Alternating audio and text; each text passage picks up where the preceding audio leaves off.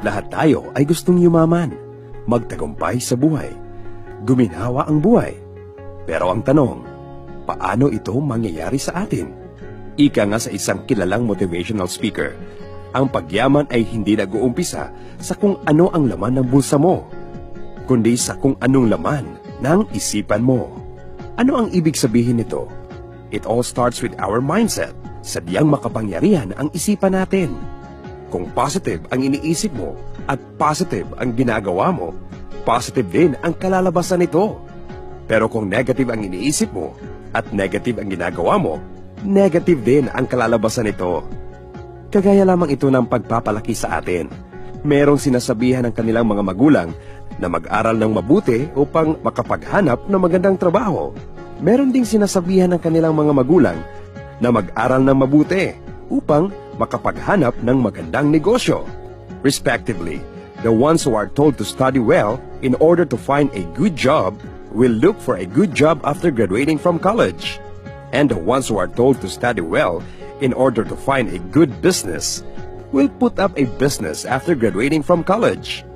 Ngayon, alin sa dalawang grupo na ito ang may tsansang guminhawa ang buhay agad? Kung ang sagot mo ay pangalawang grupo, ikaw ay nasa tamang daan. However, you may think, maybe the ones who are told to study well in order to find a good job don't have the capitals or connections to start their own businesses right after graduating. Well, both groups have finished school. Both groups have the same opportunity after graduating. The only difference is what's instilled in their minds as they grow up. Change your life. Magbabago lamang ang takbo ng ating buhay kung iisipin nating magbabago talaga ito.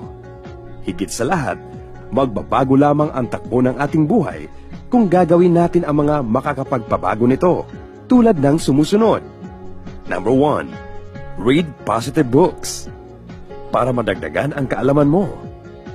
Number 2, listen to motivational speakers para mas lalo kang ma-inspire. Number 3, avoid negative people. Sabi nga nila, walang maidudulot sa'yo kung parati kang negative mag-isip at lalong-lalo na kung negative mag-isip ang mga taong nakapaligid sa'yo. Surround yourself with positive people instead and you'll see the difference. Number 4, join multi-level networking companies like AIM Global. Before you think about this negatively, think about real companies out there just waiting to be discovered by you. Isa na dun ang AIM Global. Always remember, positive thinking plus positive actions equals positive results. Ganito rin kung gusto mong umasenso sa buhay kahit wala kang pera. At lalong-lalo na kung gusto mong magtayo ng sarili mong negosyo kahit wala kang sapat na puhunan. Because thinking positively will simply open the doors for you to achieve your goals, which usually comes in various ways to change your life. Kagaya ng mga oportunidad na dala ng AIM Global para sa mga katulad mong gustong yumaman, magtagumpay sa buhay, at guminhawa ang buhay. Talagang maraming paraan upang guminhawa ang buhay ng isang tao. Ang kailangan mo lang gawin, mag-isip ng positibo at gawin ang positibo. Start thinking positively to start acting positively now. Not tomorrow, not in the next decade, but now. How to start your AIM Global business. Sa ibang negosyo, kailangan mo ng malaking kapital para kumita ng malaki. Pero with AIM Global, kahit maliit lang ang kapital, kikita ka pa rin ng malaki. Magkano nga ba ang kapital sa AIM Global? Ang kapital ay nagkakahalaga ng 12,980 pesos. And you will be receiving more than 10,000 worth of products. Micro business opportunity, which you can earn maximum potential income of 1 million pesos monthly. Free medical checkup, sales kit, online portfolio, and ATM account. 25 to 50% lifetime discount on all AIM Global products. And syempre, leadership and personality training. Ito ang iba't ibang paraan kung paano kumita sa AIM Global. Number 1, direct selling or product selling. For example, Ang C24/7 ay nagkakahalaga ng 1,320 pesos. Pero since distributor ka na, 990 pesos na lang ito, which means meron kang profit na 330 pesos. Kung makakabenta ka ng 10 C24/7 sa isang araw, meron kang profit na 3,300 sa isang araw. Number 2, Direct Referral Commission. Kikita ka ng 1,000 pesos na bonus every time na makakapagbenta ka ng package. At meron pang bonus, meron kang 5,000 pesos na bonus for every 5 direct referrals. Number 3, Matching Sales Bonus. Since distributor ka na, magkakaroon ka ng account sa system. And every account merong left and right sales force. Dito mo ilalagay ang mga account ng mga direct referrals mo. For example, nakapagbenta ka ng 2 product package. Yung isa, nilagay mo sa left, and yung isa, nilagay mo sa right. Meron kang earning na 1,000 pesos each. So that's 2,000. Pero, every time na may pumapasok sa left and sa right, madedetect ito ng system at tatawagin itong match. Which means, magkakaroon ka pa ng bonus na 2,000 pesos. And since distributor na rin ang napagbentahan mo ng product package, magkakaroon sila ng sarili nilang left and right sales force. Which means, kapag nakapagbenta sila ng 2 product package, ilalagay nila ito sa left and right sales force nila. Kikita sila ng 1,000 each and a bonus of 2,000. Pero since nabasa ng system na may 2 pumasok sa left and right sales force mo, magmamatch ulit ito at magkakaroon ka ng bonus na 2,000 pesos and another 2,000 pesos. And so on. Kahit hindi mo na direct or kakilala ang pumapasok sa team mo, tuloy-tuloy pa rin ang bonus mo. At ito pa ang good news. Up to infinity. Ibig sabihin, unlimited 2,000 pesos na bonus.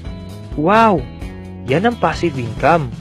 At eto pa, may bonus na travel incentives para sa iyo, local and international. Dahil sa bawat pang-5 match, nagkakaroon ka ng bonus gift check na pwede mong gamitin pang travel. Wow! Astig! Number 4, Unilevel Sales Bonus. Kumikita ka ng komisyon sa bawat binibiling produkto ng mga ka-teammate mo. Ibig sabihin, kahit ilang beses sila bumili, kumikita ka nang wala kang ginagawa. Ang commission mo ay depende sa kung anong level. Sa first level, meron kang 10%. Sa second level naman, meron kang 5%. Up to the 10th level, meron kang 5% na commission. Number 5, Stair-step or promotion.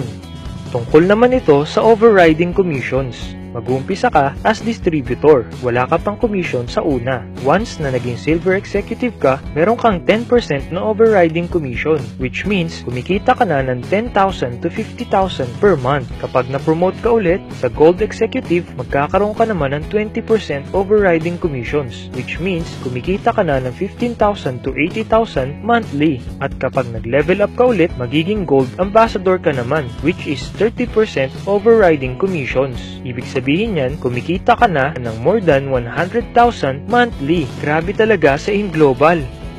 Kung nagustuhan mo ang nakita mo, i-imagine mo itong mabuti. Ano kayang mangyayari kung ang oras at pera ay hindi problema sa'yo? I-imagine mo na nabibili mo lahat ng gusto mong bilhin. Anong brand ng kotse ang bibilhin mo? Ano yung iririgalo mo sa asawa mo o sa mga magulang mo? Saan mo paaaralin ang mga anak mo? I-imagine mo na nakakapunta ka sa kahit saang lugar na gusto mo. Saan mo ipapasyal ang pamilya mo? Saan kayo magbabakasyon? Imagine mo ang pakiramdam na ang pera ay hindi problema para sa'yo. Imagine mo ang pakiramdam na wala nang mahigpit na boss na nagkokontrol sa oras mo. Imagine mo ang pakiramdam na wala nang nakakasawa at nakaka-stress na araw-araw na routine mong pagpasok sa trabaho. Imagine mo yung pakiramdam na ikaw ang nasusunod kung kailan at kung saan mo gustong pumunta. Imagine mo yung pakiramdam na kaya mong kitain yung gusto mong kitain. Napakasarap! May gusto akong ikwento sa'yo. Alam mo ba na dito sa Pilipinas ay may 6 hanggang 9 na bagyo dumarating taon-taon? Isang araw, may malakas na bagyong dumating at umulan na walang tigil. Nagsilikasan na ang lahat pero may isang naiwan at na-stranded sa bubong. Si Michael.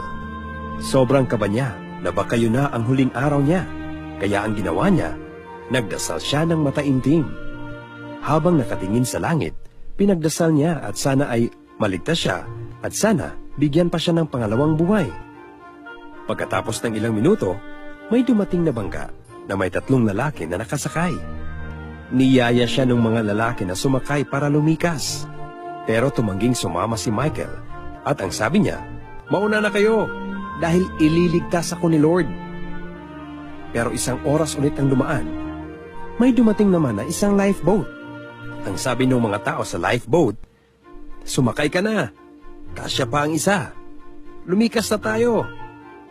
Tumanggi ulit siya at sabi niya, "Mauna na kayo. Ililigtas ako ni Lord." Lalong lumakas yung bagyo at halos aabot na yung baha sa bubong ng bahay. Sumunod na dumating ang isang helicopter. Ang sabi ng mga tao sa helicopter, "Sumakay ka na. Aapaw na yung tubig." Nagbatigas pa rin si Michael. At ang sinabi niya lang, "Umalis na kayo. Ililigtas ako ni Lord." Sa sobrang lakas ng hangin, napilitang umalis agad yung helicopter. Naiwan siyang mag-isa. After ng ilang oras, tuluyan nang umapaw yung tubig baha. Nalunod at namatay si Michael. Pagdating niya sa langit, ang unang sumbat kaagad niya ay, "Lord, nagdasal ako ng mataimtim. Bakit hindi mo sinasagot yung panalangin ko? Bakit mo ako pinabayaan? At bakit hindi mo ako niligtas?" May malakas na boses siyang narinig. At ang sabi, "Nagpadala ako ng bangka, lifeboat at helicopter para sagipin ka, pero pinalampas mo lang lahat. Bakit ka nagpaiwan?" Minsan katulad din natin si Michael. Humihiling at nagdadasal tayo na sana dumating na yung magbibigay sa atin ng magandang pagbabago. Minsan nagdadasal tayo na sana dumating na yung magpapaganda ng sitwasyon natin sa buhay. Minsan nagdadasal tayo na sana dumating na yung mag-aahon sa atin mula sa pagkakalubog. Minsan nagdadasal tayo na sana dumating na yung tutulong sa atin para yumaman o umasenso. Hindi aksidente na napunta ka sa presentation na to. Ngayon, nakita mo na to. Isang posibleng sagot sa mga hiling at dasal mo. Ang tanong, sasakay ka ba o papalampasin mo lang din ito? Huwag kang magpapaiwan. Sumakay ka na ngayon. Gumawa ka ng aksyon to join us today dahil sawa ka ng kumita ng sahod na parating na lang kinukulang. Gumawa ka ng aksyon to join us today dahil gusto mong magsimula kumita online. Gumawa ka ng aksyon and join us today dahil sawa ka ng mag-fail. Gumawa ka ng aksyon and join us today dahil gusto mo na ng magandang pagbabago. Gumawa ka ng aksyon and join us today dahil gusto mo nang maranasan na magkaroon ng time and financial freedom.